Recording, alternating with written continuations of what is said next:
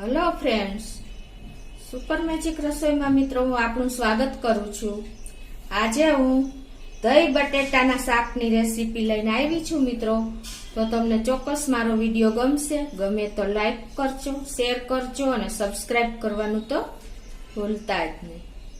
તો એમાં મેં જો મીડિયમ સાઈઝના 4 બટેટા એટલે કે વજનમાં 250 ગ્રામ બટેટા છે, એક મીડિયમ સાઈઝનો કાંદો છે, સંચર પાવડર છે, ધાણા ભાજી છે, કસૂરી મેથી છે, આદુ મરચાની કટકી કરેલ છે, મીઠું છે, 1 કપ જેવું દહીં છે, ગરમ મસાલો છે, તેલ છે અને રૂટીન મસાલા છે.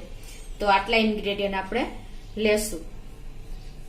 બટેટાનું શાક તો બહુ ખાધું હશે, પણ એક અલગ જ રીતે જ આપણે ઘરના જ મસાલા બધા ઘરમાં અવેલેબલ હોય ને એ મસાલાથી જ હું તમને આ શાક એટલું ટેસ્ટી બને છે ધાબા સ્ટાઇલ કે તમે આંગળા ચાટતા રહી જાશો. એટલું ટેસ્ટી અને નાના બાળકો પણ હોશે હોશે ખાશે. તો આ રીતે પેલા આપણે બટેટાને પીલ કરી લેશું બધા. તો આ રીતે જો આપણે છાલ ઉતારી લીધી છે. હવે આ મીડિયમ સાઈઝના બટેટાને આ રીતે આપણે પીસ કરવાના છે. એક બટેટાના આપણે 4 પીસ કરવાના છે. જો આવી રીતે આપણે બહુ નાના પીસ નથી કરવાના, તમે જોઈ શકો છો. આ રીતે જ આપણે મીડિયમ સાઈઝના બટેટા છે એટલે આપણે આ રીતે જ કટિંગ કરશું.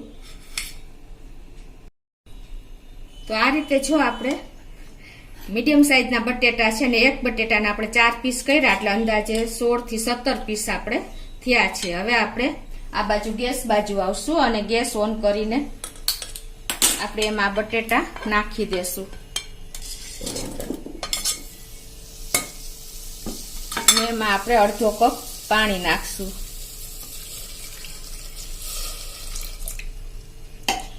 અને 1 ટીસ્પૂન જેવું આપણે મીઠું નાખી દેશું એટલે આપણા બટેટાના પીસમાં સરસ મીઠું મિક્સ થઈ જાય. અને હવે આપણે કુકર બંધ કરીને મીડિયમ ફ્લેમ ઉપર 1 વિસલ કરી લેશું. તો હવે આપણે 1 વિસલ થઈ ગઈ છે કુકરને અને આપણું પ્રેશર પણ રિલીઝ થઈ ગયું છે. તો હવે એને આપણે ખોલીને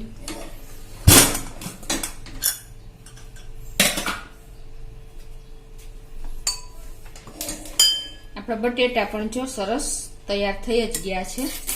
તો હવે એને આપણે આ રીતે પાણી નિતારી લેશું એટલે કે સ્ટ્રેનરમાં સ્ટ્રેન કરી લેશું.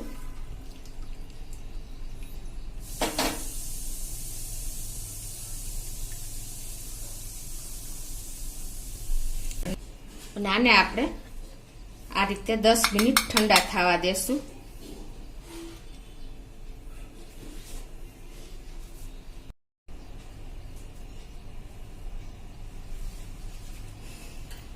હવે આપણે બટેટાના પીસ ઠંડા થાય છે ત્યાં આપણે મેં 1 કપ જેવું દહીં લીધું છે. આપણે આ ઘરનું જ દહીં છે, તમને ખ્યાલ આવી જતો હશે કન્સિસ્ટન્સી ઉપરથી.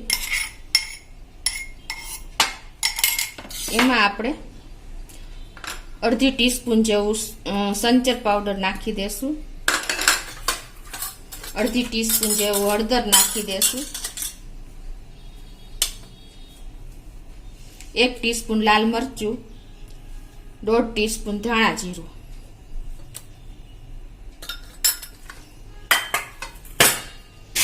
હવે આ બધું આપણે મિક્સ કરી લેશું.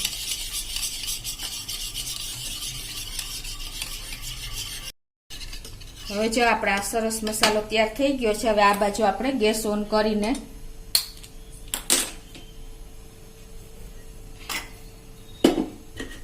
એમાં આપણે 3 ટેબલ સ્પૂન જેવું તેલ મૂકશું.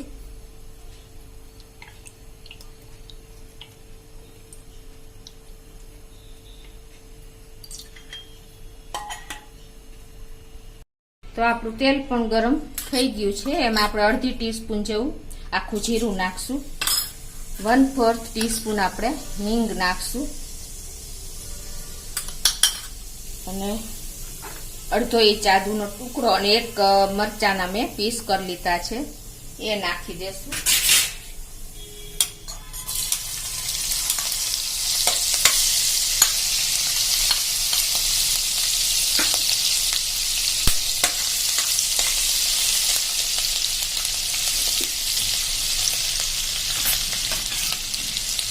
અને આને આપણે કૂક કરી લેશું. હવે એમાં આપણે મેં એક મીડિયમ સાઈઝનો કાંદો ઝીણો સમારી લીધો છે એ નાખી દેશું.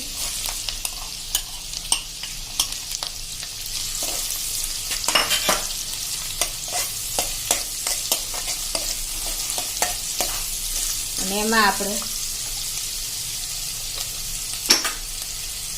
ટેસ્ટ એકોર્ડિંગ અડધી ટીસ્પૂન જેવું મીઠું નાખી દેશું, એટલે આપણા કાંદામાં સરસ મિક્સ થઈ જાય મસાલામાં. આને આપણે ઓવરકુક નથી કરવાનું, ક્રન્ચી રહે એવું આપણે આ કાંદાને કૂક કરવાના છે, કેમ કે મોઢામાં બાઇટ્સ આવશે તો એકદમ સરસ ટેસ્ટ આવે છે.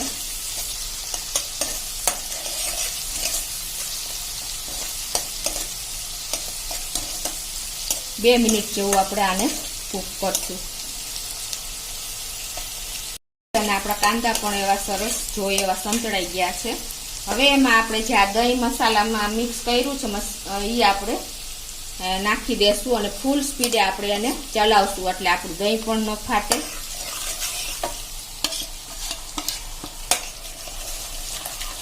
જો તમે સ્પીડ ધીમી કરશો ને તો થોડુંક આપણે દહીં ફાટવાના ચાન્સીસ છે, પણ ફાટે તો પણ વાંધો નહીં.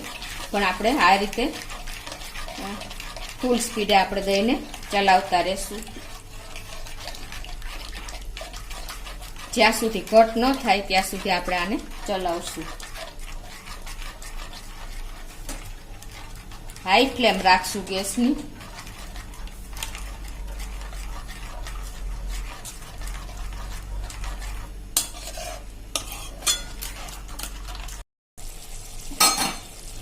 આ રીતે કન્ટિન્યુ આપણે સ્પીડમાં ચલાવ્યું છે અને જો આપણું દહીં પણ સરસ મિક્સ થઈ ગયું છે, ફાટ્યું પણ નથી અને આપણી ગ્રેવી પણ એકદમ જો ઘટ થઈ ગઈ છે, ઠીક થઈ ગઈ છે. આ કન્સિસ્ટન્સી આવે ને ત્યાં સુધી આપણે આને બોઇલ લેવાનું છે.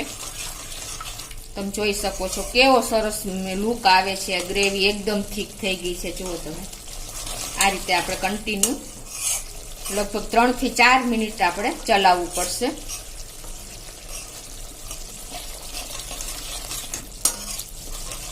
હવે આમાં આપણે આ બાજુ જો આપણા બટેટા પણ ઠંડા થઈ ગયા છે અને એકદમ જો થઈ ગયા છે, પેલા તમને ખ્યાલ આવી જતો હશે. જો એકદમ સરસ તૈયાર થયા છે આપણા બટેટા. તો હવે આ પીસને આપણે આ ગ્રેવીમાં નાખી દેશું.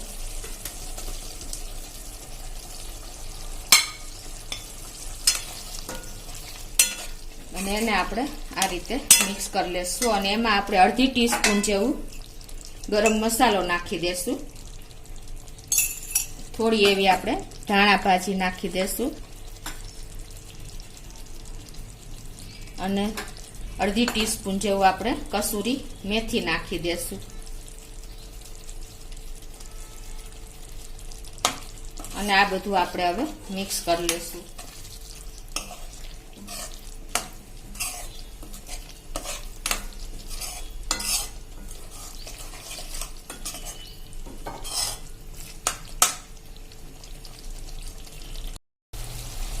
તો જો આપણે આમ બધા મસાલા નાખીને 1 મિનિટ આ રીતે આપણે મિક્સ કરી લીધું છે. હવે આમાં આપણે ગ્રેવી એકદમ કરવા માટે આપણે મસાલા ચડી જાય એના માટે આપણે અડધો કપ પાણી નાખશું.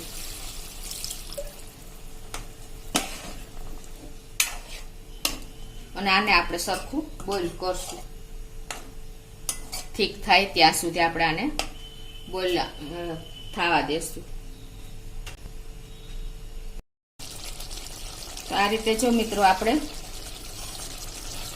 એકદમ થોડી ઠીક થાય ત્યાં સુધી આપણે બોઇલ કરવાની છે. બીજું કે આપણા બટેટા પણ બફાઈ ગયેલા જ છે અને મીઠા નાખીને જ આપણે બાફા છે, એટલે એકદમ પરફેક્ટ આપણું બટેટા તૈયાર થઈ જશે. બીજું કે આપણે દહીંની ગ્રેવી છે એટલે આપણે બટેટા બોઇલ કરીને જ નાખ્યા છે. તમને ખ્યાલ જ હશે કે આપણે ખટાશને હિસાબે કોઈ પણ સબ્જી પાકતી નથી, એટલે કે કોઈ પણ શાક જલ્દી તૈયાર નથી થતું, એટલે આપણે પહેલેથી જ બટેટા બોઇલ કરીને રાખ્યા છે. અને હવે આપણી શાકની કન્સિસ્ટન્સી જોઈએ એવી તૈયાર થઈ ગઈ છે. 1 જ મિનિટ લાગશે કદાચ. તો આપણું શાકની કન્સિસ્ટન્સી પરફેક્ટ આવી ગઈ છે અને હવે આપણે જોઈએ એવી જ જો તૈયાર સરસ ગ્રેવી મેચ થઈ ગઈ છે બટેટા સાથે. હવે આપણે ગેસ બંધ કરી દેશું અને એને આપણે ગરમ ગરમ જ સર્વ કરી લેશું.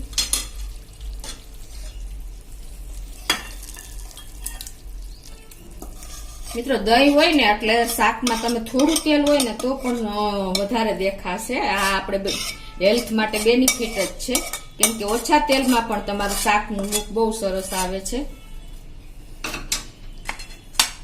તમે જોઈ શકો છો આપણું દહીં બટેટાનું શાક એકદમ સિક્રેટ ઇન્ગ્રેડિયન્ટ જ કહેવાય કે તમે આ રીતે તો લગભગ ક્યારેય શાક નહીં બનાવ્યું હોય.